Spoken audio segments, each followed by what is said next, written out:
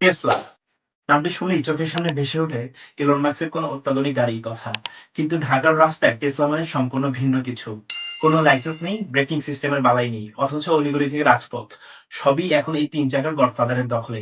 ঢাকার বর্তমান ট্রাফিক ব্যবস্থায় এক মূর্তমান আতঙ্কের নাম এই ব্যাটারি চালিত অটোরিকশা।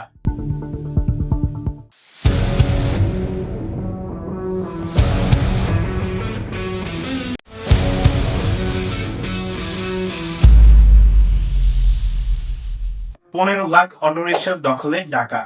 64% যানজটের মূলে কি তবে এই অনিয়ন্ত্রিত তিন চাকার দানব? রাজধানীর সড়ক ও যোগাযোগ ব্যবস্থা এমনিতেই নাজেহাল, আর ওপর ব্যাটারি চালিত রিক্সা যেন মরার উপর খাড়ার ঘা। বিআরটি এর তথ্য মতে সারা দেশে প্রায় 60 লাখ অটোরিকশা চলছে, যার 15 লাখই রাজত্ব করছে ঢাকা শহরে।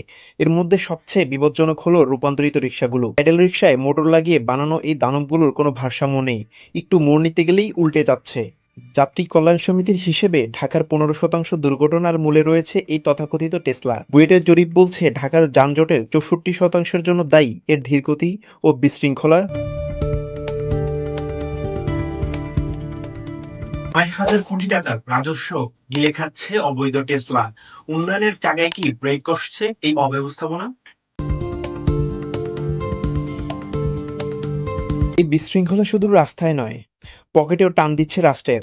ঢাকায় প্রায় 48,000 অবৈধ চার্জিং পয়েন্ট রয়েছে, যেখানে অনুমোদিত মাত্র 3,300টি। এই অবৈধ বিদ্যুৎ ব্যবহারের কারণে সরকার বছরে প্রায় 4,000 কোটি টাকার রাজস্ব হারাচ্ছে। আবার নিবন্ধন না হওয়ায় আরও 5,000 কোটি টাকার নিবন্ধন রাজস্ব থেকে বঞ্চিত হচ্ছে দেশ।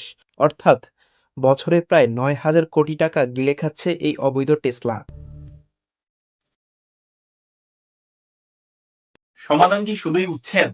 অতীতে বারবার চেষ্টা করেও সরকার ব্যর্থ হয়েছে। এর জন্য প্রয়োজন টেকসই নীতিমালা।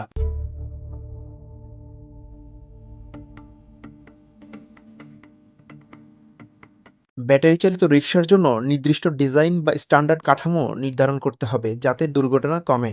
গলি ও প্রধান সড়কের জন্য আলাদা রুট নির্ধারণ করা জরুরি। কোনোভাবেই এগুলোকে হাইওয়ে বা মেইন রোডে উঠতে দেওয়া যাবে না। প্রতিটি যানের রেজিস্ট্রেশন নিশ্চিত করতে হবে এবং চালকদের প্রশিক্ষণের আওতায় আনতে হবে। অবৈধ চার্জিং পয়েন্ট বন্ধ করে সরকারিভাবে সোলার বা স্মার্ট চার্জিং স্টেশন স্থাপন করতে হবে, যাতে রাজস্ব আদায় সম্ভব হয়। যান্ত্রিক এই শহরে গতি প্রয়োজন, কিন্তু সেই গতি যেন প্রাণ কেড়ে না নেয়। সঠিক নীতিমালা আর কঠোর তদারকি পারে এই দেশি টেসলা রাজত্বকে শৃঙ্খলায় ফিরিয়ে আনতে। তবে হয়তো ঢাকা ফিরে আসবে তার স্বাভাবিক ছন্দে।